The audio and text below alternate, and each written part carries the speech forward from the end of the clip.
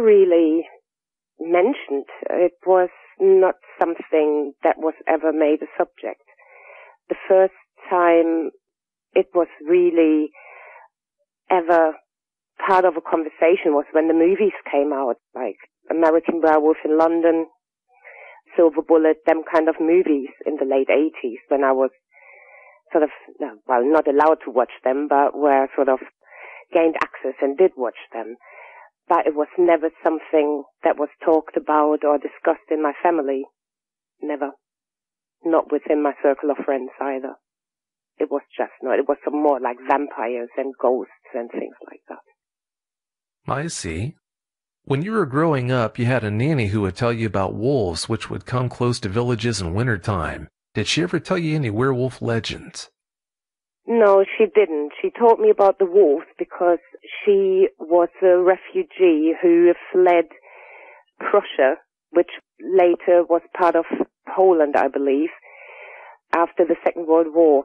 And obviously they still had wolves, wild wolves, where in Germany they were extinct as of 1870s or 1880s, something like that. And she would tell us about the stories, how they would come close to the villages in winter and they would try to get to the livestock and whatever. But never about werewolves. That was never something that she would talk about. Never. Just about actual wolves. Wolves. I've heard some of those legends, and some of those are pretty wild. Your husband is a complete non-believer. What kind of a toll has that taken on you? It's very difficult because I just can't discuss things like that with him. He just makes fun of it. He finds it absolutely hilarious. How can any sound-minded person even entertain the thought of something like that, of a dog man, of even a Sasquatch? It's absolutely ridiculous. How can anybody believe in something like that? It's just beyond him. He's far too rational. I think he wouldn't even believe it if one of them would stand in front of him. It's just not his world. He's too rational for it. And it makes it really difficult because obviously he's not the kind of person I could share my encounter with. It's not very nice because I believe in a marriage you should be able to share everything. But obviously, well, I can't. Yeah, that really is a shame, and I can only imagine how difficult that must be to deal with. You live in a very rural area in the UK. Was it your choice or your husband's choice to live in such a remote place? Neither. As we are an armed forces family, my husband gets posted. He gets the posting order and we just have to go. Before the posting, he can voice a posting preference, but if they follow that or not, well, it's rather more than unlikely, really. And most of the army bases are rather rural. There are a few near cities or near towns, but most of them are rather rural. So that's how we end up in rather rural areas. That's not good. You're about to move to another home, which is also in a very remote area. What are your thoughts on that? Well, I wasn't overly keen to move into that area at all because of other reasons as well. However, the house is behind the wire, so it really is on an army camp. However, it's absolutely huge. There's a whole forest on that camp. Considering the relation of army camps and sightings of dogmen, well, I don't hold much hope. Well, let's hope for the best and might never see one again. I sure hope you don't see another one again also. On Christmas Day, you had family over. While they were there, some of them told you they saw some strange things around your property. Please tell us more about that. Yes, my sister-in-law and her husband were here, and nobody is allowed to smoke in my house, so they had to go out on the patio outside and into the back garden area. And although they're not great believers and have got a rather skeptical approach, they thought they saw somebody running around in a Halloween costume about 300-400 yards from my back garden wall. It's a dimly lit area where sort of cars are parked, and they came back in. They were a bit spooked, and they said, well, do people make a habit of running around in furry costumes here over Christmas? And I said, well, not to my knowledge. And they thought it was somebody walking around sort of hunched in like a furry costume, and they thought it was almost like a dog or wolf-like upright creature, and they were adamant it was somebody in Halloween attire.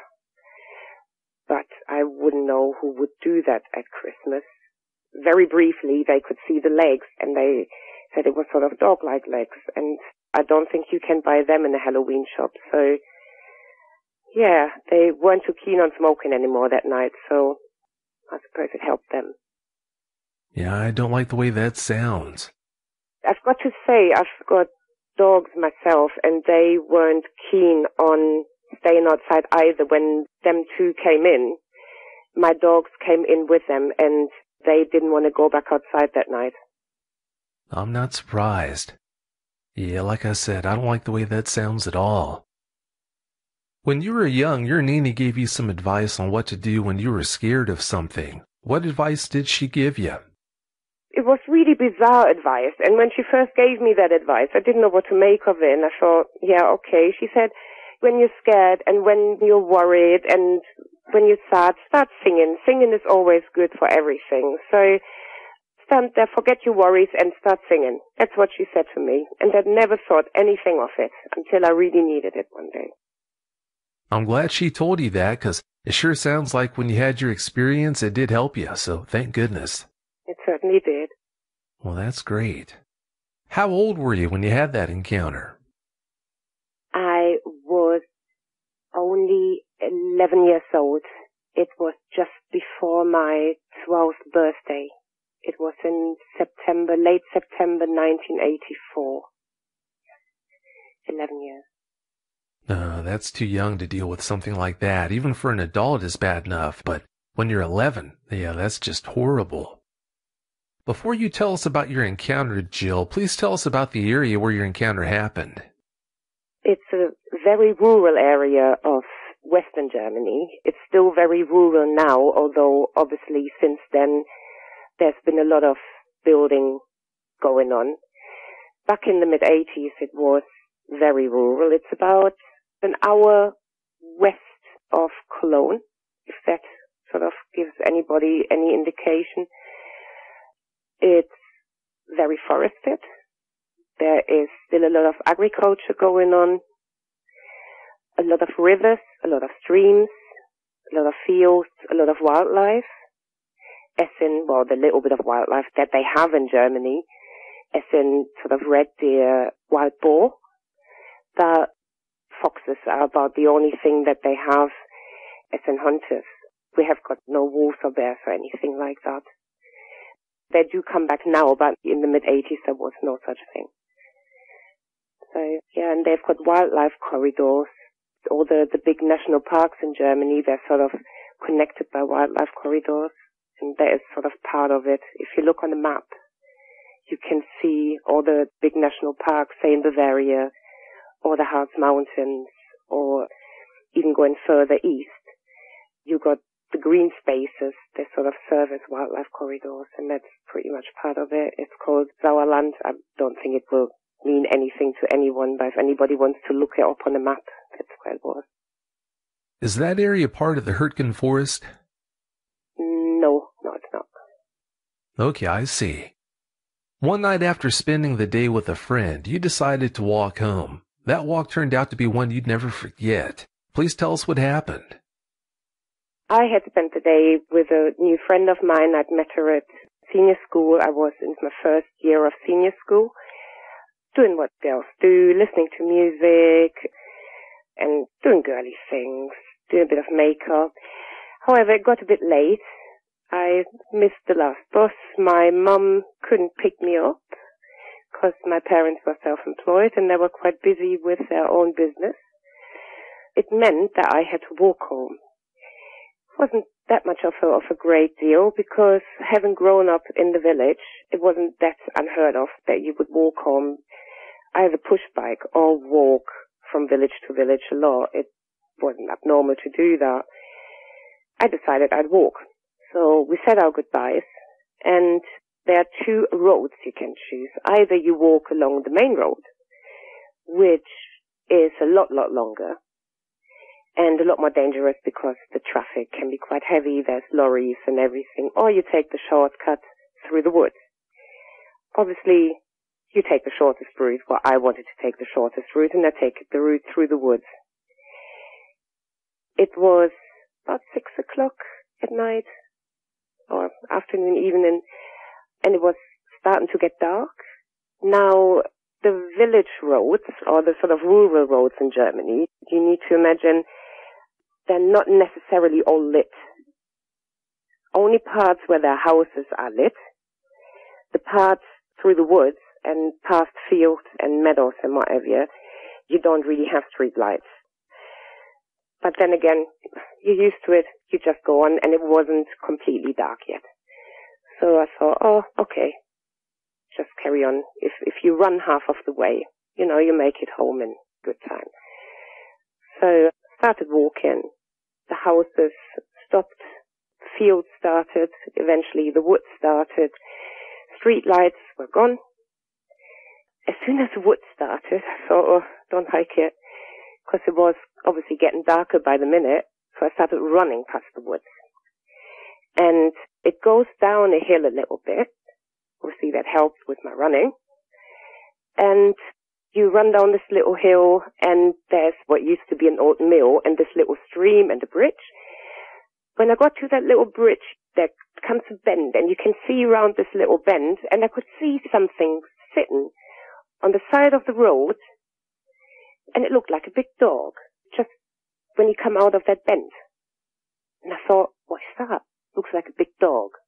Now, we've always had dogs, and I wasn't really particularly scared of dogs, but I thought, where does that dog come from? So it was a little bit uncomfortable, shall I say, but I wasn't scared. It was just a little bit uncomfortable because it looked quite big. So I thought, okay, obviously stop running. Started walking a bit slowly, and that dog started coming towards me. By that time, I reached sort of the edge of the woods, or there's always still it's not the main woods. How can I explain it? There's still sort of the odd kind of sort of bushes and some trees and whatever. It's never like a complete open area. And after about, it must have been seconds, that thing was right in front of me. And that was no dog. And it sat there. And I looked at it and I thought, that is no dog. And my heart stood still, and I've never seen anything like it. Now I've got to say, one of my aunties, who I'm really close to, she's actually a biology teacher. She has got her doctor in biology now, and I'm really, really close to her. And she does wildlife biology as well. And I've always looked through books with her, oh, look, this is this animal, this is that animal, and whatever. I've never seen anything like it. And certainly not around our area. If you live in a village, you know pretty much every dog, you know every cat, you know every hen, you know every bird. I'd never seen that dog. And I've never seen such a dog. And I've never seen that size of a dog. Now, it was still sitting there. And it looked at me. Now, I've got to say, it didn't look menacing. It didn't show aggression towards me, but I didn't need to because it was so huge. And I was frozen in fear. And then it stood up. It stood up on its legs, and I thought, this can't be real. The only time ever I'd seen dogs standing up was in a circus. But that was no circus dog. That dog looked like, I'm saying dog, it wasn't a dog. It was a dog man, what I know now. It was the perfect mixture between a Doberman and a black wolf.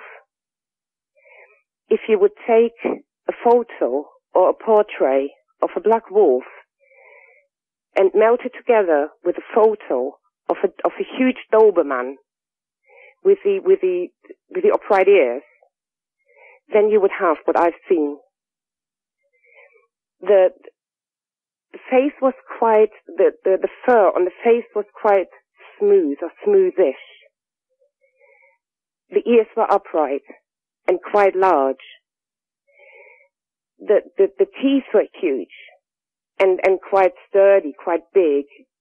Although I only seen, it didn't growl at me, but I could sort of, because it was sniffing me. And in the process of sniffing, it would sort of, how would you explain it? It would lift its upper lip. Is it a lip? Would sort of lift it a bit. The eyes. Now the eyes was when you take a bit of amber and you show a light through that piece of orange amber.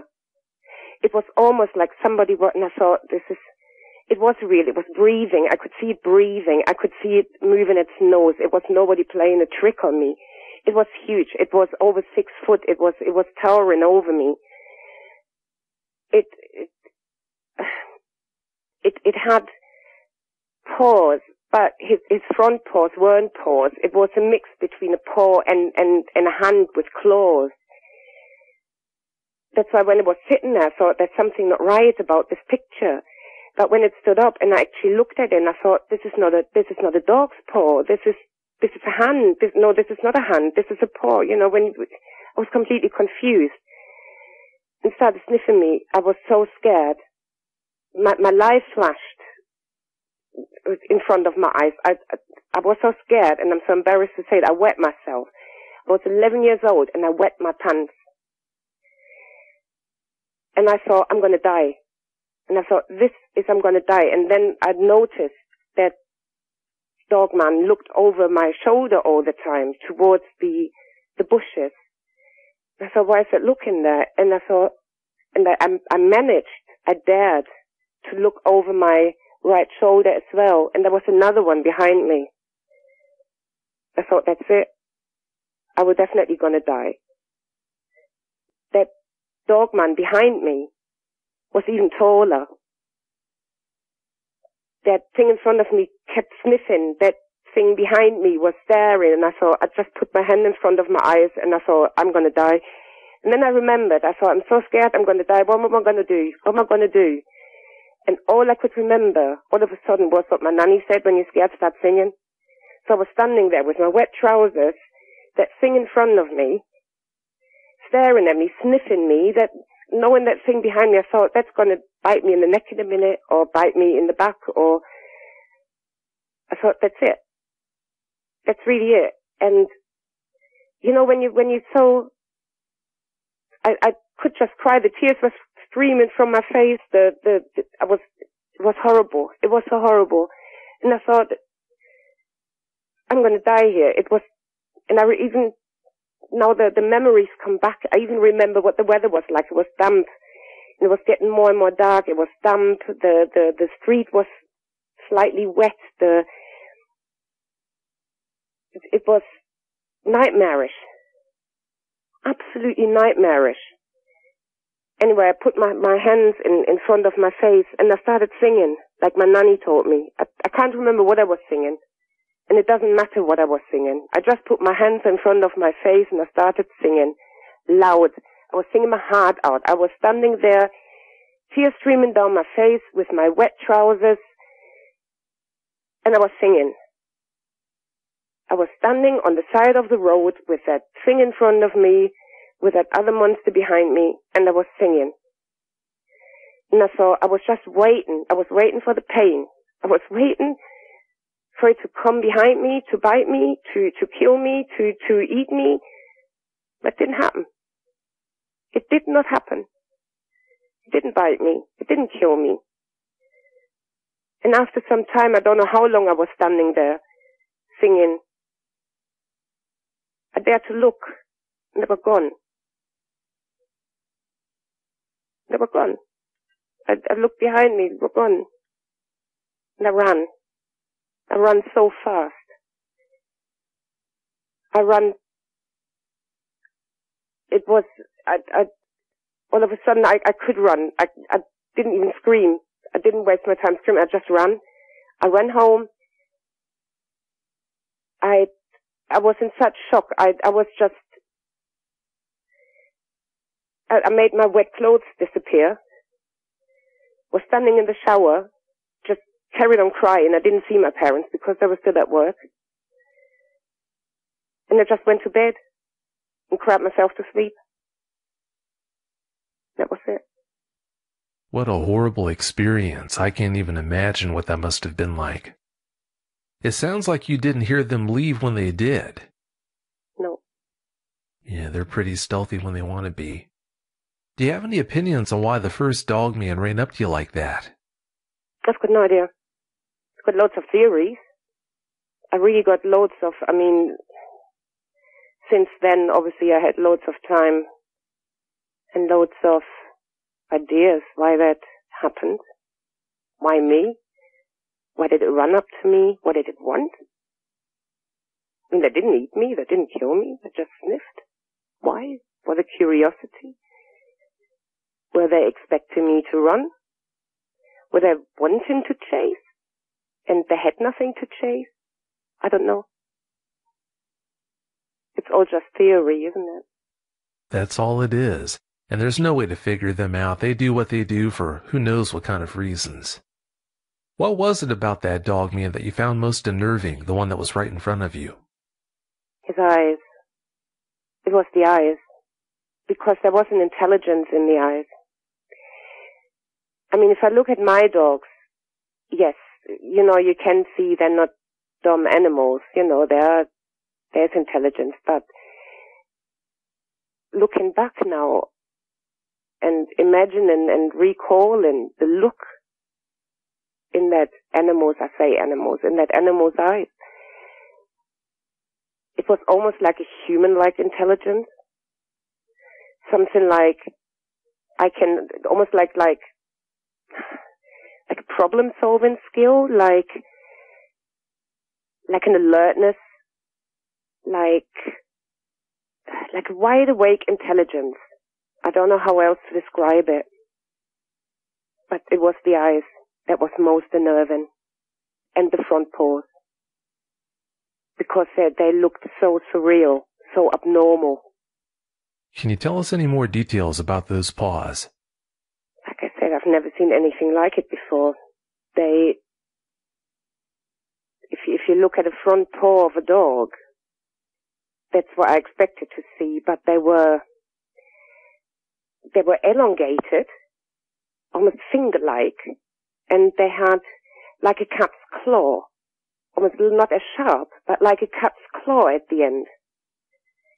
I mean, I've seen, not like a bear, no, more finger-like, certainly elongated, with a sharper claw. People have said, I can compare it to raccoon hands. Yes, and they're right, I suppose. I mean, I had to Google raccoon hands because raccoon is not a species that we have over here. But I Googled raccoon hands, and yes, there is a similarity. But obviously much bigger, much broader, and not as pretty. Oh, I'm sure. Were its claws straight, or at the tips did they hook, kind of like a black bear's claws? It was kind of hooked. They weren't as curved as a black bear's, but there was definitely a curve in them. There was like a slight bend in them. They weren't straight. Definitely not straight. Well, that would make them more adept at grabbing and holding on to things. Did it ever touch you when it was sniffing you? No, and it showed no aggression. There was no growling, no baring its teeth, nothing. Seems like it was more curious than anything. That's the impression that I have looking back now. Obviously, that wasn't the impression that I had when I was standing there. Oh, I'm sure. When you were standing there looking at this dog man, you said it was smaller than the one behind you. Did it have any features that made you think it was a puppy possibly, or do you think it was a small adult? I personally have the theory that it might have been a puppy, looking back now.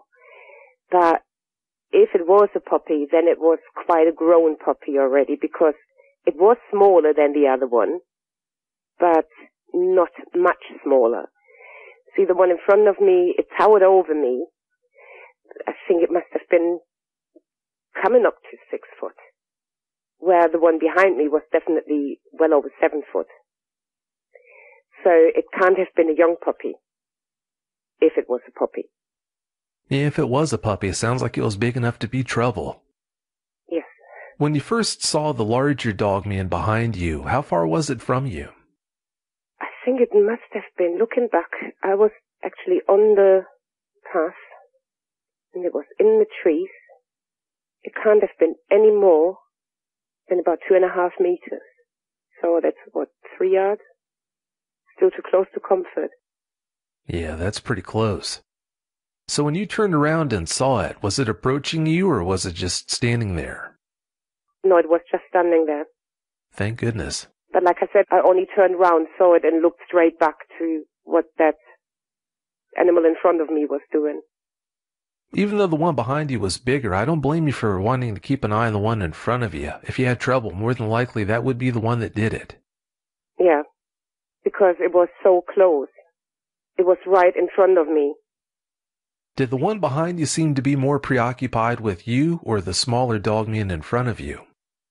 It's a good question, but I think it's hard to tell, but I really think it was more preoccupied with the dogman in front of me. Yeah, sure sounds to me like that might have been its pup. We'll never know, but it sure sounds that way. After having that experience at such a young age, please tell us about the effects it had on your childhood. Well, there were no more walks home. I stayed at home a lot more. I avoided going into the woods. I avoided going camping. I avoided most of the outdoor activities, really. And I avoided the entire area where that happened. I mean, up until now, I drove through it with my car, or in a car as a passenger, but I've never ever walked in that area again. Never. So you could say that experience stole your childhood then? It certainly had an effect, yes. Yeah, sure sounds that way. Were there problems with pets and livestock going missing back then in that area? I remember one story, and I actually had confirmation of somebody who remembers that as well. It was about 2 years before my encounter. There was a whole flock of sheep that was attacked by what people said, well, it was 2 Alsatian-type dogs who attacked that flock, and they killed and mauled most of the sheep. It was like a small flock of sheep, about 10 or something like that, and then disappeared back into the woods, which was actually very, very close to where I had my encounter. Apparently, they sent out hunters for them to catch them and shoot them or whatever. And apparently, word had it, we've shot them and they're all dead now. However, nobody's ever seen the bodies. So I know for a fact that them sheep were dead, but nobody has ever seen, or nobody knows for sure if they really shot them dogs, in exclamation marks. On a farm, cats go missing all the time. So it's a very rural area with a lot of farms and agriculture. So every farmer has got loads of cats. And I know from the farmer who lives next to my grandparents, their cats went missing all the time. Well, that's a shame.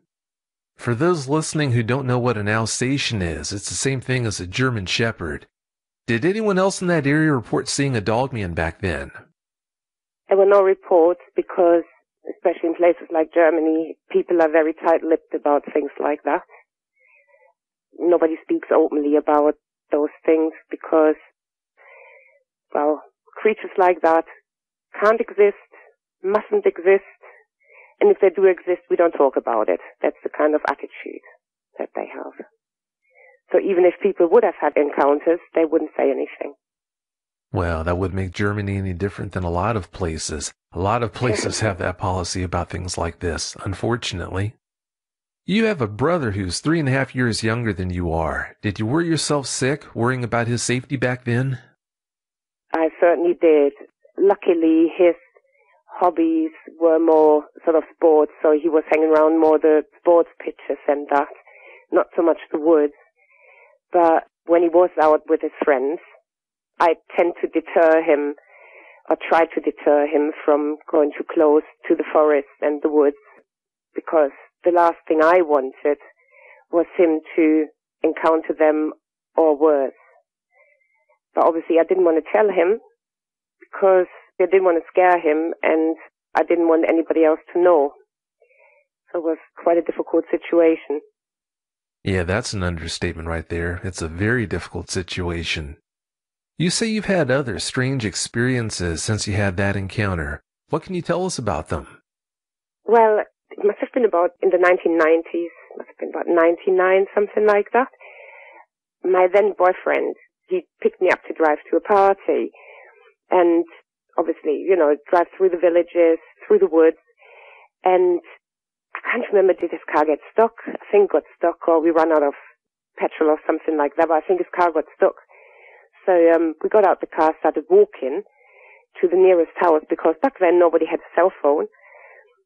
And to get to the nearest house, to call somebody to give us a hand with that car and to help us out. So we started walking, and all of a sudden, on the other side, it was only like a small kind of village road, village path kind of thing, sort of like a 1.5 car sort of width kind of road. And on the other side of it, something started running through the brush, and it was pitch black. It was at night or in the evening. On the other side, something started to run through the brush. Every time we stopped, it stopped. Every time we started walking, it started walking or running. I didn't want to look. I just said, no, I'm not entertaining that. He had a tiny little flashlight, so he was trying to shine it into the brush and said, I'm going to have a look what it is. And I said, well, you can do that. I'm out of here. I'm going to run as fast as I can. And I did. And he actually went to have a look, but he couldn't see anything. But that just continued. Every time we started walking, that thing started walking. Every time we stopped, that stopped. And I said, this is just too spooky. And like I said, back in Germany, there were no predators of such thing, and I wouldn't know any red deer who would have behaviors like that. So I don't know what it was. I don't want to know what that was. Anyway, we made it to the nearest house to make that phone call. After having that encounter that you had when you were 11, I can't imagine what must have been going through your head when you had this next experience. I didn't like that at all. And I certainly did not want to go searching or looking. No, I understand. How big of a problem have you had with PTSD and nightmares after having that experience? It was horrible, especially as I couldn't and didn't want to tell anyone, really. And to come to terms with it, firstly not knowing what it actually was that I encountered, and having to come to terms with it on my own, it was really, really difficult. And it took me years. It really, really took me years. Until I actually found a method and found a way, I don't know, to come to terms with it and to overcome it. I mean, now I'm okay, but it took a long time. Well, I'm glad you're doing better now. Do you still have nightmares about dogmen?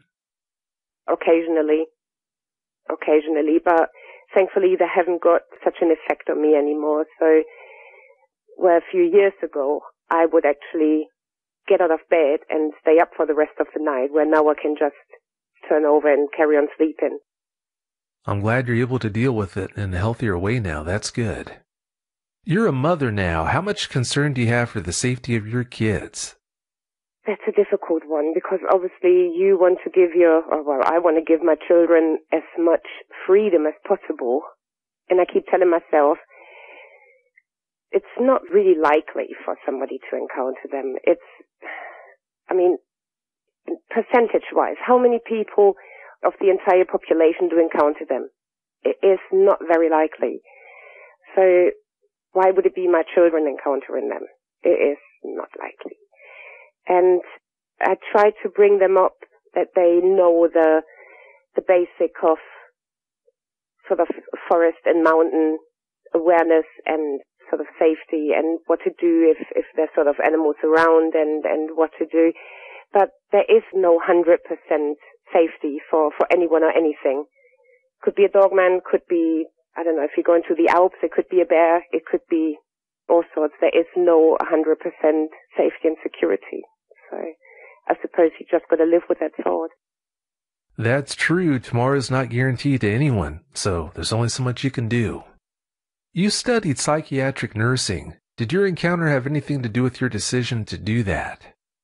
Looking back at it, I think my encounter had a lot to do with what I'm doing now, because the trauma that I went through and having nobody to turn to, I think it had a lot to do with a lot of my life's decisions.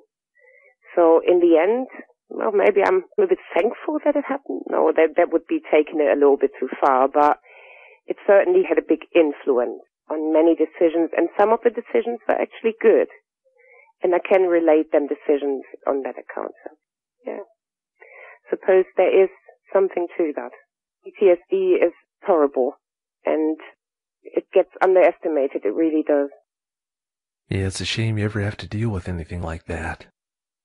You went on a hiking trip into the Italian Alps. Did you do that to try and face your fears? Yes, it was actually a big part of that. I thought, well, to deal with it, I need to face my fears head on. So I went hiking on my own. I didn't go camping, but I stayed in a hotel, but I spent the whole day out and actually some of the evenings out walking. And it was really helpful, and it helped me to reflect on many things as well. And it just opened my mind a bit more, and just to think, okay, I didn't get eaten. I'm still here. I can still go walking.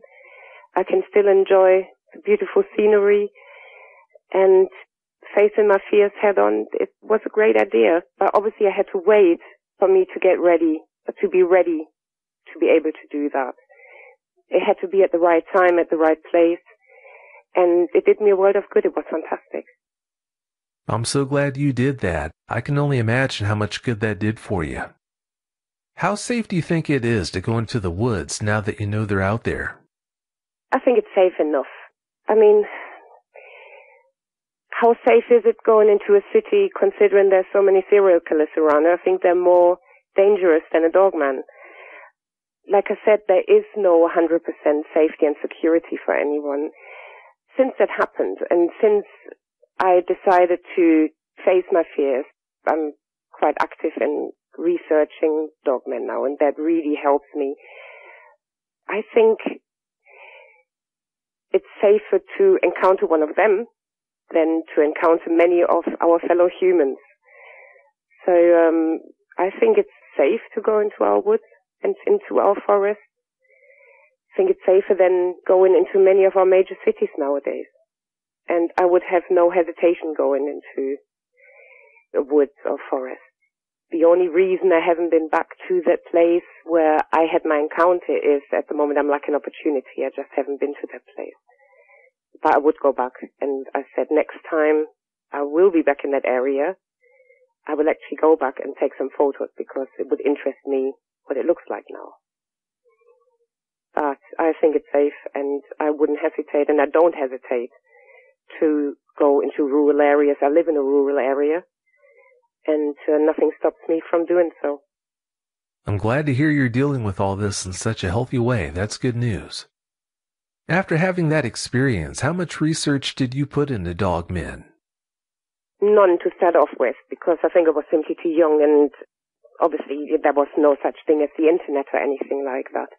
But I would say for the last 5-6 years, I have been researching it an awful lot. I do a lot of research. I'm in a variety of groups, and it's fantastic. It's so helpful, and it helps me to know what I've been up against. And that really helped me to fight my fears as well, or to pretty much eradicate my fears. And now, what used to be fear and anxiety has more turned into curiosity. And I think that's great. Oh, I do too. Because of that encounter, do you have a hard time being around large dogs? No, I own 2 myself. I've got 2 large dogs and 1 small one. And my parents, like I said, they always had large dogs. We had Bernese Mountain dogs and St. Bernards. We always had huge dogs, so I had no choice. And the only time I've ever been bitten by a dog was by a small dog. Yeah, that's normally how it works out. The conversation you had with me about your encounter was the first conversation you had with anyone about your experience since you had it in 1984. Why did you decide to share it with me? I really thought the time was ready for me to share it with someone. I've been gearing up towards sharing it for quite some time. And I have been listening to every single episode of your show. And I thought, all them brave people have come forward and have been sharing their encounter. Maybe it's time for me now to stand up and be counted as well. If it helps just one person, then I've done the right thing. Because you can overcome it. You do survive it. You can overcome your fear. And life goes on. And sometimes for the better. Life does go on. I'm glad you realized that. You told me that you're glad you had that experience rather than some of your friends and family back then. Why did you think that? Because, like I said, my auntie is a wildlife, or she has studied biology, and she does and did a lot of wildlife biology as well. So at least I had a basic knowledge of animals. And at least we had big dogs. So I knew the basics. Don't run. Because if you run, they will come after you. Because if it's like a nice dog, the least they think, oh, she's playing. The worst thing is, oh, she's prey. So stand still. So little things like that. Some of my friends never had anything to do with animals, so they wouldn't have even known the basics. Some of my friends, especially back then, looking back now, were quite weak. And I think it would have destroyed them. They would have never, and I'm not saying, oh, I'm so big and brave. I've overcome quite a lot in my life, and I don't think, well, I don't think some of them could have managed it. Let me put it that way. Sounds a bit big-headed now. Especially not being able to talk to anyone, and I come out of it the other way without any major scars. No, I don't think that's big-headed of you at all. You know these people, we don't, so yeah, you're a much better judge of what they would or wouldn't be able to handle. Your brother had nightmares about wolves all through his childhood. Do you think that there's some kind of a link or connection to your experience going on there? No, I don't think it's connected to my experience. However, it's an interesting story because, like I said, I've never ever told him about my encounter. And only 2 or 3 years ago, we had a family get-together. And we're talking about the olden times. And he said, oh, when I was little, I kept having nightmares about wolves chasing me. And I said to him, you what? Yes, and he said, and you were always there as well. You were always trying to drag me away and to save me. And I said, that is so weird. And I said, well, how often did you have them? And he said, oh, all the time and really frequently. Now, you could now say, oh, maybe because of the nanny told them all them stories. He never knew the nanny because she was dead before my brother was old enough to be nannied by her. So you can't really say, oh, it was her with her wolf stories. No. I don't know if there was something going on telepathically or what, but I do know 100%, and I swear I've never told my brother about it. And then a couple of years ago, he turns around and says, oh, I had nightmares about wolves, and you were there as well, my dream. So I thought it was interesting, to say the least. Yeah, I'd say that's pretty interesting. Pretty ironic, too. Yes. Are there a lot of legends about werewolves around where you had that encounter? No, certainly not in that area where I come from. Huh, I always wondered about that. Well, Jill, it's about time for us to get out of here. Do you have any closing comments you'd like to share? Yes. Don't hold it in. If you have an encounter, don't torture yourself and hold it in for all them years and decades like I have done. Do yourself a favor. Come out with it. There's help out there. It helps to talk about it.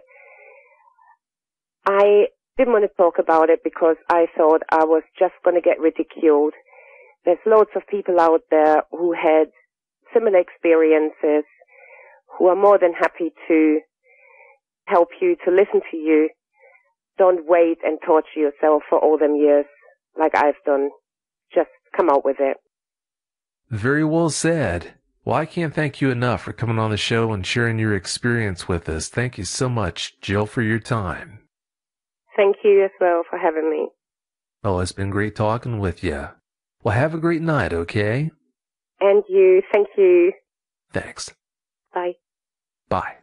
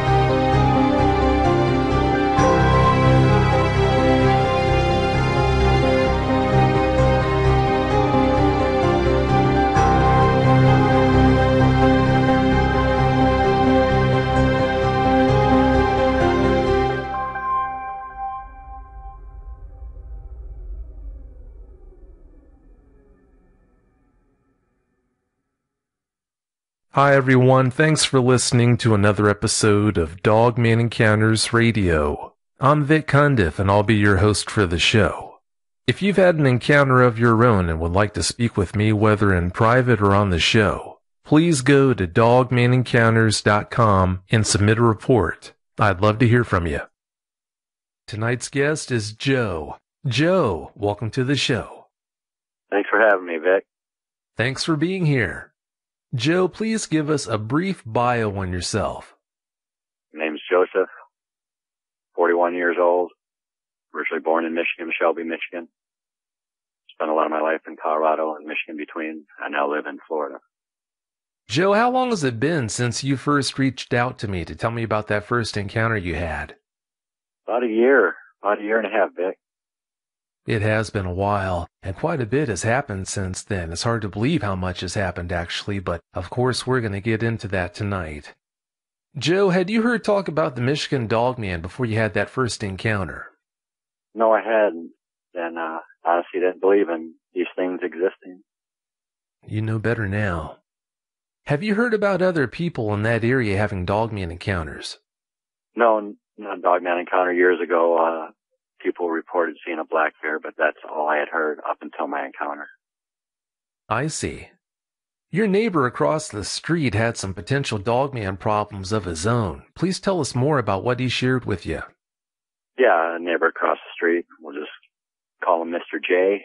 Lives right across the street from the family farm there in Michigan, and he gave me a call 3 nights ago explaining into detail a little bit of how he was woke up to a tapping on his and his wife's bedroom window, approximately 2:38 a.m.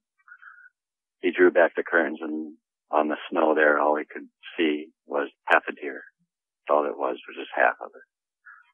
Off to the chicken coop to the west of the house, something tripped the motion light. He never saw anything. He just saw the half deer. He went out there in the morning, and the rest of the deer was gone. So it looked like large wolf prints in the snow, where it walked towards the woods, the cedar grove that runs west behind the house. Also explained of a strange howling coming from the eastern direction. That would be over across the street on the family farm. Says it usually happens on a Wednesday or a Sunday is when he hears it. He really didn't let me know much more about that, other than the fact that he was woke up to a tapping on his window only to find half a deer laying out there when he pulled back the drapes. And when he went out in the morning, he was going to get his tractor and remove the rest of it to find that gone with large wolf tracks around there. So that's where that stands. As far as I know, he hasn't made a report to anyone that I know of about the wolf tracks. He's just maybe figuring there's a wolf there. I don't know. He said they were much bigger than a coyote. He wasn't no coyote. He said he's been around that area 60 years of his life. So I'm pretty sure he knows the difference between tracks. Oh, from what you've told me about him, I'm sure he does too. When you consider how many encounters you've had on that property, and now he's got that going on over across the street, I wonder what kind of a population of dogmen you must have in that area. It's hard saying. I mean, I know I've seen the four myself, Vic. I don't know if it's the one coming across from the family farm or what. That is a good question, and I wish I had an answer, but I couldn't tell you if it's a big population or just maybe a group of so-and-so of them, and however many there are, maybe one group, pack, whatever they're called, and maybe they just make their rounds, if you will. I know when the deer move in their cycles in that area of the property between my family farm and across the street, they move in a circle. The deer tend to move in a circle around the radius of the properties, and they come in every couple, 3 days, you'll see them cross a few. Well, I'm glad you don't know the answer to that question, thank goodness. All four of the encounters you had happened on your family's farm. The land where that farm sits has given people the creeps in that area for quite some time now, even before your family moved there. Please tell us more about that. Yeah, I family that pretty much grew their whole life up in the area there in the town I'm from. Pretty well known. My grandparents were. Anyhow, on that, I know a couple farmers that used to log with my grandfather back in the late 70s through the 80s. We just happened to be talking, shooting the crap, and they asked me, how do you like staying at that house, Joseph? It's all right. It has its issues like any other house, but I like it. You got property, I can hunt, I can fish, take Johnson to the woods if I wanted. And that's when they kind of got in and asked me if I knew the history, and I said, no. Well, they proceeded to tell me that those two themselves I was talking about, that I mentioned, two old farmers that knew my granddad, they were going to build there, but after finding out that Indian burial grounds are throughout the whole property and just pretty much getting a very bad vibe off the property once they kind of took a gander at it and were thinking about settling there, they thought otherwise and said it for some reason, and they can't explain to this day, gave them the creeps, a bad vibe. Something was cursed there, and they didn't want to farm there. So they decided to go elsewhere, one a mile east of the farm and one's a mile north of the farm. Yeah, sounds like it must have been a pretty creepy area. Did they know that the area was seen as being so creepy by the people in that area before they bought the property, or was it a situation where they bought the property and built the farm without knowing? My grandfather, Vic, he put that place up in 77. Slapped it up pretty quick and worried that the DNR would get when he was doing it. It's a great layout of property. It's got a spring-fed creek, runs right through the property. The front yard, you can go out there, catch brook trout, rainbow trout, steelhead come up in the fall and spring. I think that was his thing. Maybe they did know, and he just slapped the house up in such a hurry, and it's still standing this day, so whatever he did back then is working. Anyhow, my grandparents were both since passed on, so I never really talked to them about if there was curses, if this was the situation, if this happened, but I never sat and talked with them. I mean, had I had these encounters in their life, you could have bet your bottom dollar I'd have been sitting down with both of them and mentioning what I had seen. Oh, I'm sure you would have loved to have been able to do that. Who knows what kind of stories they could have told you. How far is your family's farm from Bray Road? We're talking about Michigan after all, so I've got to ask. I'm guessing roughly 102 miles to the west. Well, that's not all that far. You told us about the history of the place. Now please tell us about the farm itself. Yeah, the farm itself, it's a pretty standard farmhouse. It's a 4-bedroom, big basement, 2-bath. House comes with 30 acres. All that's to the south of the house. Got hardwoods, and a lot of cedar, a lot of beech nut, a lot of birch, oak, trees like that. It's really thick back there. And like I mentioned, the spring-fed creek, it's North Flower Creek. It's a spring-fed creek that runs through the entire property and the neighbor's property and fizzles out into Lake Michigan. There is a soybean field just 5 acres. It goes 5 acres back east of the house. And then beyond that, another 2 acres is a wild asparagus field. To the left and right of both of those are cornfields, and the south wood line is all bordered by corn and the creek. That sounds like a nice property. All right, let's get on to the encounter that you had. In early 2016, you had your first encounter. Please tell us about that encounter. Give us every last detail that comes to mind. I was working at a place called Highlight International in Whitehall, Michigan. Got off at midnight. Pretty stormy night. Not a lot of blowing snow, just more of a heavy, wet snow falling quite heavily. It usually takes me 10, 15 minutes to get home. This night it took me 30 to 35. Took it nice and easy. I got in the driveway, pulled the Jeep in the garage. Came in unwound for a little bit and decided, well, I might as well shovel the driveway tonight. Get all everything shoveled that way. I'm not going to have to get up first thing in the morning and do it. So I go out and I start shoveling and get the driveway cleared. Then I got to work west to shovel it out to the county road that leads to our driveway. And about an hour in, as I'm doing that, I take a break and light a cigarette, and I heard a splash, like deer were jumping into the creek. So I moseyed my way over. There's a bridge that comes across the driveway, and the creek runs under it with tubes. So I'm standing on that bridge and look in the creek and don't see any. I hear them like they're getting on the west bank where there's a little wood line right before the county road. And as I look in the creek, there's nothing there, but on the corner of my right eye, I catch something. It moved quick. It was on all fours at the time. I saw 2 red eyes. These were probably 4 feet off the ground. And this thing had a grayish coat with a little white in it. That's what gave it away. And then it took off to the west pretty quickly.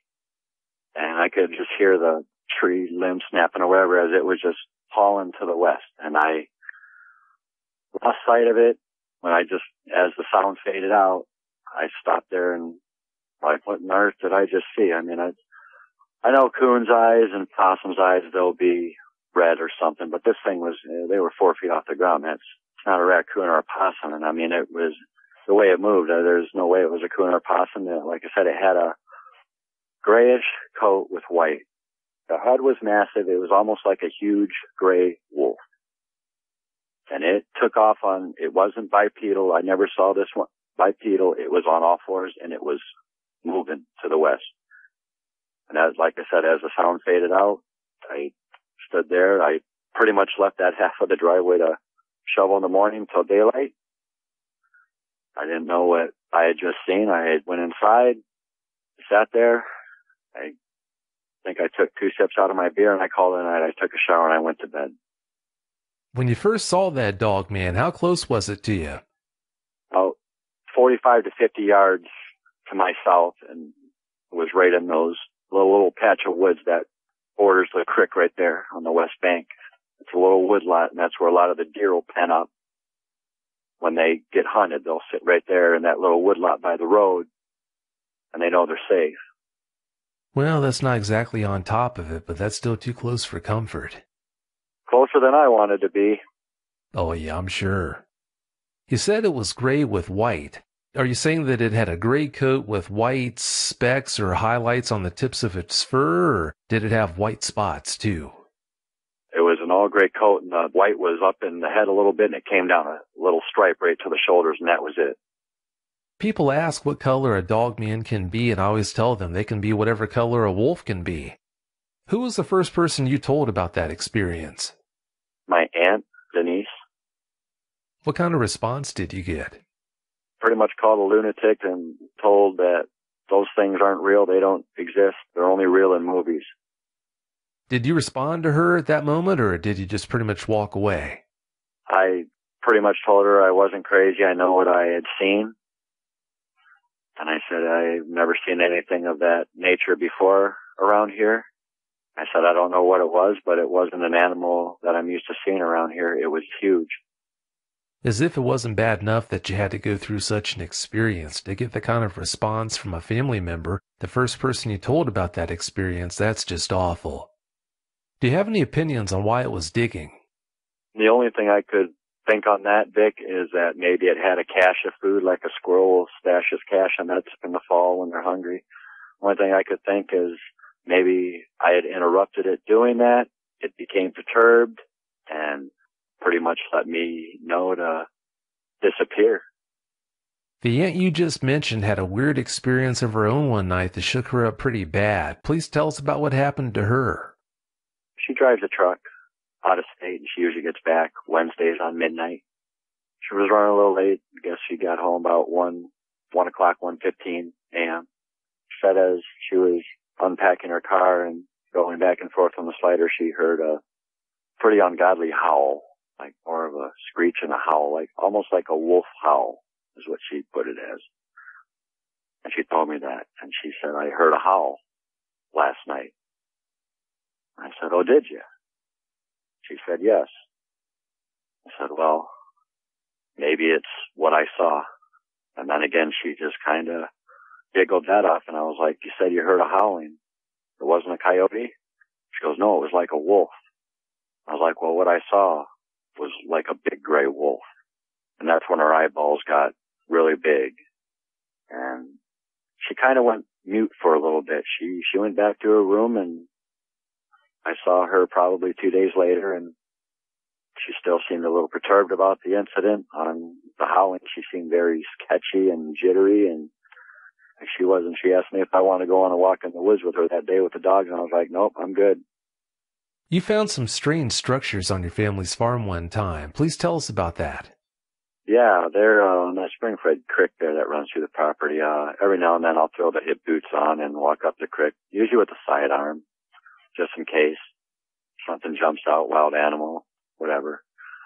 Anyhow, I'm walking up the creek, and it runs from the north to the south, so I'm moving south through it.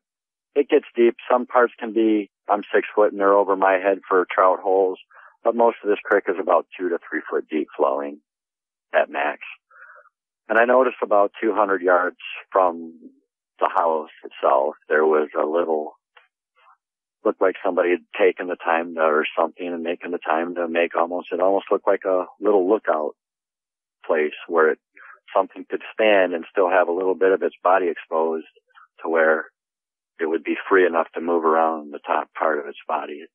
That structure was only 3 to 4 foot high, made out of limbs and twigs and stuff. The other one that happened was another 275 to 300 yards due south of that one, almost where that bend is where I seen the one digging. Anyhow, this one was almost woven like a nest, like into the ground, which was, I've never seen sticks put together like that. It was almost like a woven basket type effect, almost like a nest on the ground. And those are the only 2 structures I've seen on the property myself. And like I said, the only 2 I've seen have been along that creek, nowhere else in those thick woods or nothing. There's a bunch of thickets, but then there's just the woods, and then there's the rows and stuff. But the only 2 structures I've happened to come across are the ones that are along the creek. Did that second structure look like it was big enough to house something as big as a Sasquatch? I wouldn't necessarily say a Sasquatch, but something like suitable for a wolf or a pretty big doe deer, for sure. Okay, so it was big, but it wasn't all that big. No, it wasn't like massive. It was more just like a nice woven little nest.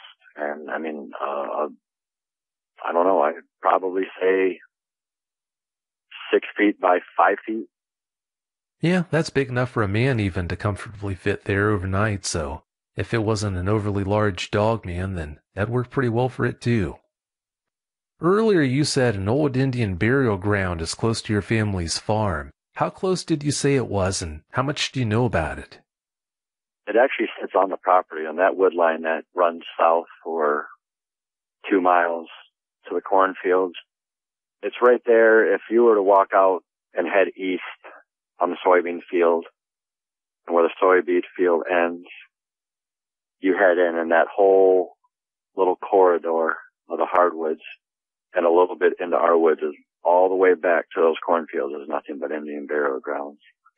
As far as knowing about it, I've only done my little research on it and come to find out that they are on the property. And there's also other Indian burial grounds on the additional 270 acres that my grandparents own. But as far as the one that it sits right on the property, it is probably a walk out the slider door on the east side of the house is probably literally a 5-minute walk to with that. And once you're there, you walk those woods all the way back to the cornfields. And I've been told that's all nothing but Indian burial grounds. That's close. If there's anything to the idea that dogmen are tied to burial grounds like that, then it's no wonder you've got all the activity that you've got. In February of 2016, you had your second encounter. What can you tell us about that experience? Yeah, it was a cold day, cold winter day.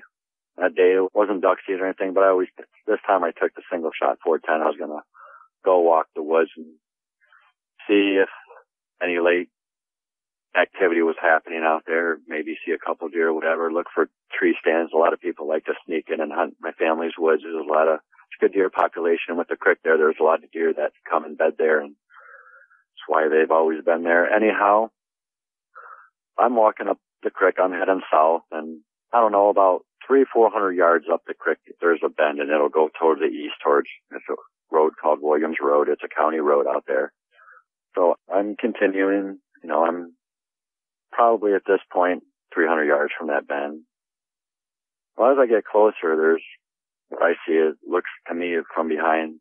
I don't know. I'm probably at this point, as I'm about 5 to 10 minutes later, I'm within 100 to 75 yards of the bend, and I happen to see what looks like a black bear, the back of a black bear. You can tell it's digging into the bank just by you can just see the shoulders and stuff coming, So I stop and I'm leaning against, there's some thicket that runs up and borders the creek, so I'm sitting right there, and a limb happens to just snap, just makes the slightest snap. And I freeze, and then the wind's coming at my back from the northeast at about 10 to 12 miles an hour, and all of a sudden this thing stops digging. Happens to look over its left shoulder, and that's when I realized it was no black bear whatsoever. This thing had a snout. It looked just like a German Shepherd head. It looked right over its shoulder at me, and the eyes were almost a yellowish, amberish mix. I froze, and it continued to look at me. This went on for 2 to 3 minutes. This thing then proceeds to stand up on 2 legs, bipedal, completely turn around, look at me, and I'm 7'3", 7.5 feet tall, easy. And it's just, they're not paws. These are hands with claws on them, and the feet are the same structure. When he went to leap out of the creek, they were huge feet with claws, and he had hands with claws. After looking at each other for 2 to 3 minutes, this thing finally takes off to the east right through a bunch of thicket. And it's just thrashing through there. It literally crossed this creek in 2 leaps, and between those 2 leaps, he covered 30 yards. And when he hit the ground, he took off. And I could see him for a second. He was bipedal at that time, and he was moving very fast to the east. And again, the sound faded out. It reminded me of a werewolf. I was completely freaked out at that point. I have a firearm, but it's of no use to some. This thing was massive. I'm guessing anywhere from 350 to 380 pounds. This thing must have weighed. It was the head on it was just massive. Propane grill, those propane grills you left open and stuff like that. The head was probably the size of that grill. It was huge. Never seen anything like it. The only thing I could see when it got in the thicket was its head and the pointy ears, and the ears, right before it took off, this thing tucked its ears back like a cat would when it's pissed or whatever it is. And then it took off and it kept its ears pinned back. And then the sound faded out and I lost it. I simply grabbed my firearm, turned around, and I boogied down that creek faster than I've ever done. And I got in the house, as white as a ghost, jumped in the shower. Father asked what was wrong with me. I said, I don't want to talk about it right now. And I went to bed. Wow, that had to be something to see. You said that second dogman was about 7'3". How did it compare in size to the first one you saw? fours, and that was about 4.5 to 5 foot off the ground. So that one never went bipedal. The first one was always on all fours. The second one, when it went bipedal, was easily 7'3", 7.5 feet tall. And both of these, their legs, their back legs were like dogs. Their knee was where our heel would be. Which encounter shook you up more, the first one because you hadn't seen one before, or the second one? The second one, because when it pinned the tears back, I mean, I always caught it doing something that maybe didn't want somebody to see. Well, like I said earlier, it may have been digging up an old deer that had stashed in there. I don't know what it was doing, but it didn't like me being there. I knew I got that vibe right off. It pinned the tears back just like a cat would. And I mean, it pinned them back. And then it took off to the east. So that one, the second one by far, out of all four, was the one that spooked me the most. Yeah, I can understand that. Were its ears disproportionately big or long, or were they pretty much proportional? They were just like a German Shepherd's. Ah, I see. When all this was going on, did you notice anything with the ambient noise dropping, or did everything pretty much stay the same? This was at 3 in the afternoon, and the woods were just dead silent. That's just, I mean, there's always something going on, whether it's birds chirping or squirrels doing something you'll hear. There was nothing. It was complete and utter silence. You could have heard a snowflake hit a leaf in those woods without the wind, but that wind was just coming in gusts. It wasn't a sustained wind. That's pretty eerie. When all this was going on, did you smell anything? Yes, as a matter of fact, it's between a wet dog and ripe guts or a skunk. All of them together. That's what it was. It was putrid. Yeah, that's a pretty typical way these things are described as smelling. In July of 2016, you had your third encounter. Please tell us about that one.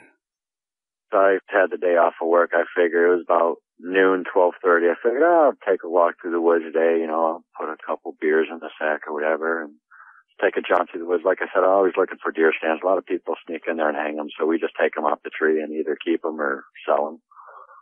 This time I'm just going to walk in the woods, so I just go out right out of the house and head south. I'm about 200-300 yards south of the house in the woods, and I smell this almost rotting like a carcass, which wouldn't be unnormal for that area. I mean, some of those deer get hit out on that county road and they crawl back there and die. I found them before. Many of them they go back there and they die, and then they decompose, and sometimes you can just smell it. It was a calm day, no wind whatsoever. Sun was out. It was actually a nice day. I started to go towards that smell, which was leading me towards a creek, and I'm figuring, okay, well, a deer, it must be a deer, and, it's probably pretty ripe. I've seen them so bloated there. It's pretty gruesome. Anyhow, it's nature. Well, as I get closer to the creek, there's a big ridge line that drops right into the creek. It's, I don't know, a good 20-25 foot downhill incline right to the creek. It's a good bank. A lot of deer and turkey use it. Anyhow, it smells right on top of me, and I'm not seeing anything. And I get out of the corner of my eye, I see a quick movement. Almost, and I lost it behind a tree. And then all of a sudden, as I'm looking, right next to the tree, standing, is a creature on two legs. Again, looks just like the second one in the encounter, all black, hands with claws, and it is really just not moving an inch. It's got its ears up like it's on alert, and it's looking directly at me. I'm looking at it, and it's just leaning against this tree, just looking right at me. He is probably 60 yards away. He's on the opposite bank of the creek. I'm up on the ridge line behind a cedar, and he's looking directly at me. He's right next to a tree. If you kept scanning, you'd go right by it because he's not moving at all. So I freeze. I don't want to take off running. The thing decides to give chase. I mean, I'm going to make it maybe 15, 20 feet. Sure, I've seen the second one move. I know these things, they can move. Then I slowly start to kind of back up and stuff. This thing's still not moving. I start to head north back to the house. This thing, I kind of keep looking over my shoulder, and I kind of lost where it was, and then I'm really freaked out. I don't hear anything. Again, the woods are dead silent again. I mean, completely silent. And this is July. Songbird galore. Squirrels are usually everywhere. There's nothing. And the woods are just completely shut down. I'm making it north back to the house, and that's when that smell was, it's almost like I was being followed, but I couldn't see it. So I got in the house and I sat there, I turned on the TV, and that was that. I didn't go back out there. I ate dinner, I showered, and I was in bed. That's awfully eerie. Sure does make you wonder how long it had been standing there watching you. After you had that second encounter, were you having a hard time going back into the woods? I mean, most people would have had a pretty hard time going back into the woods after having a second encounter like that. Yeah, it spooked me. I mean, it took me, a second encounter for a good 2 months. I didn't go anywhere near them. And even, they border the driveway pretty close, about, 10 to 15 yards off the driveway. They come right up almost to the driveway. And I didn't know, either if it was dark, because I'd go over to the neighbors and play cards sometimes, and we wouldn't get done till midnight, 1 o'clock. And when I walked home, I had usually a flashlight. I'd always carry a can of that post office dog spray. That's one thing I usually always carried, whether I was in the woods too, a sidearm and that seems to do pretty good on the critters. Well, the bad news on that is I don't think either one of those would have done much good for you, unfortunately. Were there times when one of them seemed to be messing with you in the house, or did they pretty much leave that house alone? There was a couple instances that there was tapping on the basement window. I never pulled back the curtains to look. I was a little too frightened to. I didn't know what was on the other side of that pane of glass. And then almost something or someone dragging their finger across like a wall, like with their nail making that sound. That's about the only noise within the house I ever heard. And again, I was just, whether call me a coward or whatever, I just didn't have the courage to pull back those drapes and see what was on the other side. Well, I'm so glad you didn't pull back the drapes and take a look. Did you notice an appreciable drop in the deer population around the farm after you had that first encounter? Didn't note a substantial drop until after the third encounter. The first encounter, not so much. Second encounter, not so much. It was after the third encounter. The deer in the off season, from May to first week of bow season, which there's no bow hunting out there, not at all. Nobody bow hunts out there. It's all rifle. That's it. Anyhow, they don't cross the field like they used to. There used to be a patch of bachelor bucks, so 5 or 6. We only saw 2 of those this year. There's usually a female doe with triplets. We didn't see her this year. We did see the 2 does that have twins each year. They were there. But these deer would come right up in the front yard and stuff. And even walking out to pick asparagus during season and stuff like that, I noticed that the traffic isn't what it once was. There used to be 3 or 4 highways across that soybean field out of the woods. Because there's another wood line to the north of the house, and it continues to a road called Steels, drops off for a bit, and then 2 miles up woods run all the way to Webster Road, which is a county road out there. But after the third encounter, like the upcoming deer season, last deer season, we noticed a considerable drop there. We only shot 2 deer, which we usually take a buck each and a doe each late season. Bucks in the November, and we get the does, the dry does, in late season. Well, I'm sure they're pretty hard on deer populations, especially since it would seem you've got more than one around that property, so I'm not surprised to hear about the deer starting to thin out like that. Did your family ever lose pets or livestock?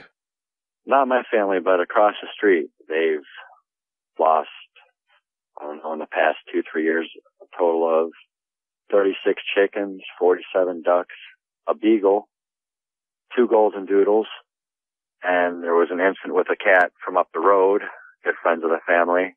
They have a cat named Albert. Well, something had spooked the cat so bad that it was at the very top of a humongous cedar tree, and it was, this is an oak tree, probably 45, 50 foot, 60 foot tall. This cat was in the top of that. After 2 days of trying to coax it down, the owners, they finally called a tree guy out there, a tree service guy. That tree service guy said he got up to that cat, and that cat he was latched onto the tree like you would make a weld on metal. Said the cat wasn't letting go. He said the cat was shaking uncontrollably. It was something shook it up, was his exact words, the tree guy. He said it took him 10, 15 minutes to pry this cat off the tree. It didn't want to come down. Well, it used to be an outdoor cat. Now they don't let Albert out. Albie is what they call him. Albie might have got really lucky. I know it didn't get lucky. Whatever got him was those 36 chickens, 47 ducks, the beagle, and the 2 golden doodles. Dogmen, for whatever reason, they do seem to enjoy terrorizing cats. I don't know why. Maybe it's because of the dog in their name. It's just hard to say, and it's even harder to understand. Last November, you had a fourth encounter when you were hunting. Please tell us about what happened that day. Yeah, week after Halloween, we usually go out there and give the woods one last look, check for scrapes, rubs, all that good stuff. You know, pretty much where my blind is southeast of the house. If you walk right out the door, it's 350, 400 yards of my blind entrance. I was going out there to trim shooting lanes and stuff, just to get those all set up for the upcoming rifle season, week and 3-4 days. Back there, the woods are, there's a couple squirrels off to my left, 20 yards. They're playing around, digging up their caches and nuts. There's a couple blue jays buzzing around, crows, a couple flocks of geese flying overhead. That time of year, that's starting to migrate, whatever. Oh, about an hour into the work, I'm getting my stuff trimmed. I put a chew in, and I noticed gradually the woods are becoming more and more quiet. The squirrels, I don't see them anymore. The blue jays are gone. The crow that was sitting up in the tree here, he takes off and flies north. And it's just completely silent again. And that smell, that nasty, putrid smell again, and the woods are completely silent. Well, now I'm really starting to think that either the woods are really playing tricks on me or I'm playing tricks on myself. I don't, at this point, know exactly what is going on. So I started packing up my gear. I said, heard this before. I've smelled this. I've noticed, whether it was before a storm and the woods get silent, no matter what, it always still kind of freaked me out. Because that's when I had my encounters right after that. So I started packing up my stuff, and I'm heading out. I'm going to go straight north and just cut into the soybean field, and then just walk the additional 250 yards to the house. So I get up, and about 40, 50 yards on the walk up ahead of me, heading north, something darts through an opening, and it was quick, just almost like a blur. So I'm keeping my eyes ahead of me. I'm within 75 to 100 yards of the wood line to the soybean field, and that's when I hear a loud snap. And it comes from the west. There's a lot of trees there. I'm looking that way. I can't see nothing. I get about 20, 30 more yards up, and then I hear there's a low, very low guttural growl, almost like it shook the ground, the growl. I've never heard anything growl like that. I mean, it looked like it literally shook the ground. I look again to the west. There's a little opening, just a little opening. Usually it would hold like ferns in the summer. Fern plants grow there. And right just to the next to that is a little grove of cedars and pines. Well, standing right next to a white ponderosa pine, I see, looks to be a big wolf head, pointy ears, just like a German Shepherd head, snout. And the thing, just like in the third one, is literally leaning against a tree, looking right at me. I said, not again. I hightail it to the soybean field. I get out about 20, 30 yards in the soybean field, and I cut west towards the house. And I'm looking over at the wood line myself, and I'm seeing something almost moving with me step for step. At this point, I'm pretty freaked out. I'm increasing my pace, and I don't know whether myself tells me this or mind's playing tricks on me. It almost seems like this thing is picking up its pace. I get to the end of the soybean field. I got to go up a little incline to get to the house. Did that. I turned around. Wasn't completely dark. It was getting dark. The sun was just setting, and it sets in the east, and it almost illuminates that southern wood line there along the soybean fields. Well, and there's a little cutout where we put a salt block for deer. The turkeys will pick at it. There's pines that border that whole thing, white ponderosa pines. And right there on the edge of that tree line on the south, right next to a ponderosa pine, here's this figure. I'm probably 200 yards from it, and it's 6 to 7 foot up this ponderosa pine, and it's looking right at me, almost like it's watching me walk in the house. So I get to the slider door, I turn around, and it's a little darker, so I had my binos, and I put my binos out there, and the thing is still standing there. Again, these are the golden, almost amberish type eyes. As I go to open the slider door, an ungodly howl, like the one my aunt explained, almost like a wolf and a screech. It was loud. I get in the slider. At that point, I'm completely freaked. I'm like, I can't take it anymore. I gotta leave here. I get in the house, but Hankers, who is a big Newfoundland dog, our family dog there, is going ballistic, barking, he wants outside, and I'm not letting him outside. After darkness falls, after about 10-15 minutes, Hankers quieted down, and he acted like he had to get outside and go to the bathroom, so I walked out there with him, and I grabbed the SKS off the table, I guess for a little more comfort, if you will. I watched Hankers. He went out and he's peeing, but after he peed, he looked towards that wood line to the south, and he just growled. And he kept growling. I said, Hankers, enough, in. And he didn't want to come. I had to go physically grab him and shoo him in the door. And he continued. And he was just continued to growl all the way in the house, and then he stopped once he was in the house. And that there ended the fourth encounter. And both my aunt and my father were not home at the time, which made it a little more creepier for me. So I sat there, and there's a kitchen table and there's a window right there. So I sat right there and I make sure I watched that thing just in case. At least I would see it coming. Well, I can understand that after an experience like that. You said when you had almost made it back to the house, the dog man was about 200 or so yards away when you saw it partway up that tree, didn't you? Yes. When you saw it there, did it move to get your attention, or was it pretty much motionless when you saw it and you just noticed it on your own? Completely motionless. I figured it was whatever, when it had stopped about 20 yards from that salt block area. So I just figured I'd pan that area with the binoculars that I brought. And sure as heck, it was sitting right there, and it was just pretty much leaning right against the tree like it was relaxing, but it was looking right at me. And its ears were straight up, like it was alert, like it wasn't, these ones weren't pinned back. And it was black fur. Again, it had the hands with the claws. And it was standing bipedally, leaning against this tree, just looking directly at me. You said it had black fur, just like the dog men in the second and third encounters, but when you consider how big it was, do you think it might have been the same dog man that you saw the second and third time? It's possible. I never got an exact height, but like I said, that second one was 7.5 feet. It could have been easily. I mean, this thing was from 200 yards was 6 feet, looked like up the tree, 6-7 feet up the tree. I mean, it was just standing bipedally, leaning right against the thing, like it was relaxing, just watching me. I thought you were saying that it had climbed part of the way up a tree, but it was standing on the ground and it was just next to the tree, sticking up about 6-7 feet up the tree. Yeah, literally like you or I, if we came to a tree like that, we would just stick out our forearm and lean on it. That's exactly the posture that thing had. Okay, I see. After having had all these experiences, can you go into the woods now without too much trouble, or have you pretty much sworn off going out into the woods? I'm pretty much done with that. I've actually put my 10 acres for sale up there, and I have since moved to Florida. I am completely done with that. It's a shame to say because, well, I'll still, if I go back, I will fish because I'll fish in the front yard where the creek is. But I used to go up the creek and fish. I used to catch a lot of nice brook trout doing that. But there's probably not enough money anybody could offer me to step foot in those woods again. They creep me out now.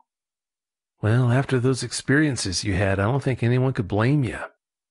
Did you ever hear any of those dogmen you saw make any sounds when they knew you were there during any of the first 3 encounters? You said the 4th time around you heard it make that eerie howl, but during the first 3, did you hear anything? Not growling or anything like that. The 4th one, it did. It was a low guttural growl that almost shook the ground on that 4th one as I was probably 30 yards from the wood line to the soybean field. And it was staring at me, and it growled, but its ears maintained the upright position when it did so. But it growled, and like I said, it felt like it shook the entire ground around me. I mean, it was creepy. Oh, I'd say it was. Your parents refused to believe you when you said you had those encounters, but what kind of an effect did that have on you?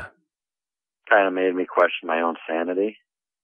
Kind of made me think, well, am I crazy? Why am I seeing these things? Is it my mind? I know I'm not taking drugs to see these things. It really questioned my own credibility with some family members and stuff like that. Yeah, sounds like you responded the way pretty much anyone would. Last year, your dad wound up having an experience of his own. What did he tell you about what happened to him? It was rifle season, probably a weekend. He usually leaves the house about 4:30 a.m. to get into his hunting spot and wait. Well, about 8:30 or so, I was making breakfast in the little kitchenette downstairs. And he came in, he was white as a ghost. I mean white as a ghost. He grabbed a glass, poured, I don't know, half a pint of whiskey into that glass, slammed that, crawled into bed. I said, "What's gotten into you?" And his exact words were, "I don't want to talk about it. Leave me alone." Cried a little more, and I happened to, what's going on? He looked spooked. And that's when he told me that he kept hearing these strange little sounds in the woods and felt he was being stalked by something, is what he told me. He said, "Joe, something was watching me. I got that feeling. I climbed down out of that tree stand, and as I was walking," he goes, "I swear I heard footsteps behind me, and that's all I'm going to say to you. Leave me alone." He said he felt like he was being stalked or hunted in the woods, is what he told me. And he said he just did not want to talk about it anymore and to please leave him alone. I respected his wishes and left it at that. What a shame. It sure sounds like the woods are never going to be the same for him ever again. Do you know if he's sworn off going back into the woods now, or is he still going out there but reluctantly? Not that I know of. I mean, he's 67 years old, and he's been on that property his entire life. He's been in those woods. I've walked him 20, 25 years. He's got 25, 30 years on me in that department. Easy. 40. He's probably got, out of his 67 years, I'd say 62 of them have been spent on that property and in the woods. So something had to have happened to him pretty bad to make him not want to go, because he's a pretty diehard deer hunter, but he didn't go out the rest of that deer season. He didn't move from that bed but to eat, sleep, and shower for 4 days. Wow, it really must have affected him then. You told me that you've been having trouble with nightmares. Please tell us about them. Every so often, it's not every night, but every so often I'll have a dream, and it'll lead into the family farm's woods. And this time I'm not so lucky in my encounters, but I wake up every time before the dog man will charge me in my nightmare. And right before it gets to me, I always wake up, but he's running full bore at me on all fours. It's almost like he goes to leap at me, and right when he leaps is when I wake up. Well, I'm glad you're waking up before that happens, because there are a lot of eyewitnesses who report having nightmares like that where they actually are asleep and still in the dream when the dog man gets to them. That's horrible. How long have you been having those nightmares? Off and on for the past 6 months. Not good. You found something interesting in the eastern corner of your family's soybean field one day. What did you find? Yeah, it was Memorial Day 2016. There, like I said, beyond that soybean field, there's a wild asparagus field that comes up every year, and family likes asparagus. I love asparagus. Being from Michigan, I don't know, I could live off it. Anyhow, I'm walking back to the asparagus field, and I pick a couple grocery brown paper bags full. Sufficient usually. We'll blanch it, but I'll go up there a couple, 3 times a year, and usually on the last time I'll grab a bunch and we blanch it and vacuum seal it and freeze it for the fall. As I was done, we had got a heavy rain. It actually worked out perfect for the asparagus crop up there, and Memorial Day was perfect. We got a real heavy rain for 2-3 straight days leading into Memorial Day weekend. Well, I noticed in the corner of that soybean field it had washed out pretty good. It pretty much, that soybean field, it's a downhill slope to the house, but my grandfather put a lot of drainage in that field, so it drains into little feeder creeks that drop into the big creek that runs through the property. As I get closer to the corner here, I happen to see it's a skull. And then I get up closer, and there's literally 6 skulls in this little hole, and they turn out to be cat skulls. Look like house cats. They're too small to be a bobcat, and they're not bobcat. I've seen bobcat skulls before. These weren't it. So I had a plastic bag I brought, and I put all those skulls in that bag and brought them home, and my dad found them to be pretty cool, so he stuck 3 of them in a little bucket of bleach for 2-3 days, bleached them out, and put them on his little ledge outside his slider door. But I found, like I said, it was 6 cat skulls, and they were all in the same hole together, and found that quite interesting. I could understand maybe one, but all 6 of these were in one hole. Which brings me back, maybe that second encounter, maybe that dog man does cache away his food and goes back to it for a later date. Yeah, that just might be what's going on. We'll never know, of course, but it does make you wonder. Your neighbor told you he had seen something strange when he was on his tractor one day. What did he tell you he saw? Yeah, neighbor Mr. J, he does a lot of work on his tractor, pulling brush from along the creek to he's got a lot of grandkids play down in that area. They built themselves a nice little fort along. There's a nice little beach area there where the creek makes a bend to the west towards Lake Michigan. That's a nice little place for the grandkids, keeps them out of the grandparents' hair. They go do their thing, they're playing for it, whatever, and the creek's right there, if they get too hot or whatever. There's mosquito spray if they need it. Well, the grandkids weren't there that day, and he's doing work right next to the fort they have. Well, that creek bends right there, and there's a little opening, but the hill, it's a pretty good incline, and it goes a good 30, 40 feet up to a ridge. And he said as he's going back there with the tractor, something caught his eye on the creek, and it was moving bipedally, and it was moving very fast away from him to the north. But in he explained this thing was only 3 to 4 feet high bipedally max, but he said it looked like a dog with a human body is what he told me. I said, really? I said, where was this? And he goes, right on that bend of the creek. I said, how tall was it? And he said, 3 to 4 feet. And I said, mine have been 7.5 feet. But he said it was moving very fast, and he said it went up that incline just lickety-split. And then he lost it once it hit the top of that ridge. But he said it went right through the creek, and he said, Joe, it was on its 2 hind legs. Wow, sounds like they're reproducing in that area then. A trailer and some cars on your family's property were damaged last summer. What can you tell us about that? Yeah, I happened to notice that one day there's a little area when you go out to the house and head south toward the woodline. There's a little area you can walk across, and that's kind of little trail leads back to just a little bit into the woods, and then it just trail completely stops, and then you're in the woods. It leads maybe 50 to 100 yards back max. And there's an old trailer there that my grandparents had, an old van that my uncle used to drive, and an old Ford Fairlane that used to be my grandfather's. Body's still in great, great shape. Anyhow, I noticed one day walking through there that trailer had been just ripped apart. The sides of it had been thrown. One of the panels of that trailer were found on the northern wood line across the soybean field. The others were found behind a big concrete slab pile we have back there. Sometimes we drop those in the creek to make nice trout holes for the trout. DNR doesn't like it, but I haven't gotten a ticket yet. Anyhow, that's all that trailer. It just ripped apart. A contractor didn't do it. He would have stacked it. This stuff was just whipped. Like something was angry. All the windows in the Ford Fairlane were completely smashed out, like somebody had put their fist through them. The van in the window on the side of the van, like somebody had punched it. And these are pretty good indents. A human does it. I'm pretty sure he's got a broken hand or some real bloody knuckles. But these indents are pretty powerful on the side of the van. It's like somebody would have chucked a 50, 60 pound boulder at the side of the van. And I had mentioned this to my aunt and my father, and they're like, the wind did that. The winter storm did that. And I was like, have you seen it? And they went out there and looked, and I showed them, I was like, so the wind blew that panel that's on the northern wood line all the way over there that's about 3 foot up in a tree, right? Oh, we didn't see that.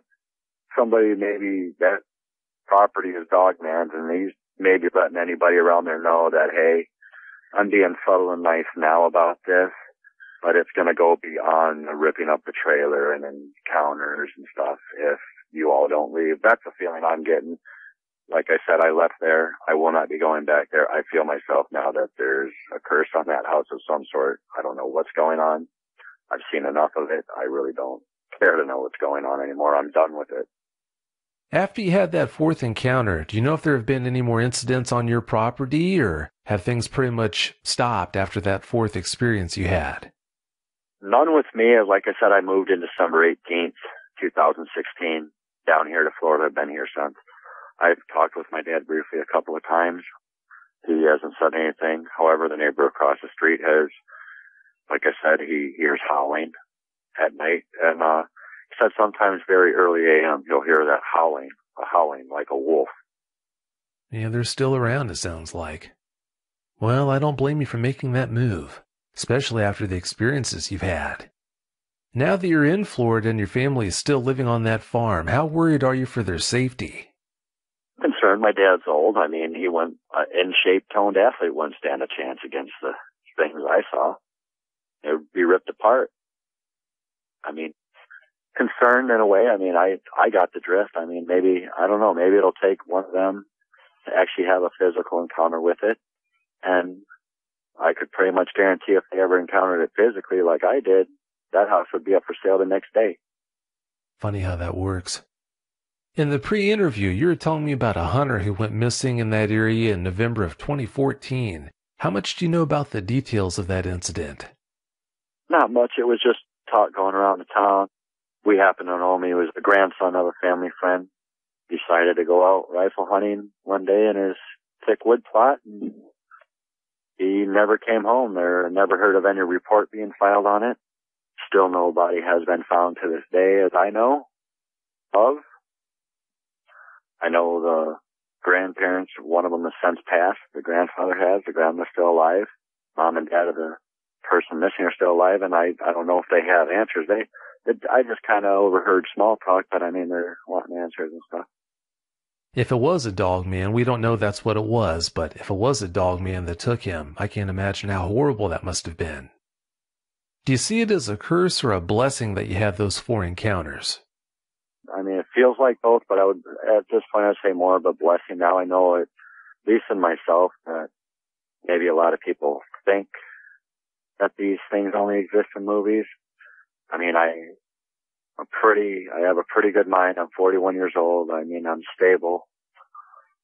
No trouble, law enforcement, stuff like that. I mean, a couple hiccups in life, but who doesn't have those? But I feel more blessed than I do cursed, because at least I know I have closure for myself to know I know what I saw. And if nobody chooses to believe me, well, that's on them. That's a great way to look at it. At least, like you said, you have closure, and also you've got the advantage of knowing that they're out there. Imagine all the people who blunder around out there in the woods every day, and they've got no clue that they're out there. Someday, I really hope nobody has an encounter. I speak for, I'll tell you, it's not pleasant. Oh, I hope they don't too. Well, before we get out of here, Joseph, do you have any closing comments you'd like to share? No, just thank you for having me on my show. It feels good to get it off my chest. It's been really kind of weighing me down, and the stress level and stuff thinking about it. But, you know, doing this has actually relieved a lot of the pressure off of me, and just, it's a huge weight off of my shoulders. And like I said, I thank you for allowing me to come on your show. And like I said, I know what I saw. I gave as much detail as I could for y'all on the encounters. But, I mean, anybody who's had an encounter physically like I had knows where I'm coming from. And I'll tell you, it really messes with your mind at first. And it just really makes you wonder what else is out there, to be honest with you. That's a really good point. If these things are out there, what else is? Not a very comforting thought. And I'm so glad to be able to give you a chance to get all this off your chest. Thank you so much for coming on and doing that. Thank you so much for your time, and I hope you have a great night. You as well, Vic, and thank you once again, my friend. Bye. Bye.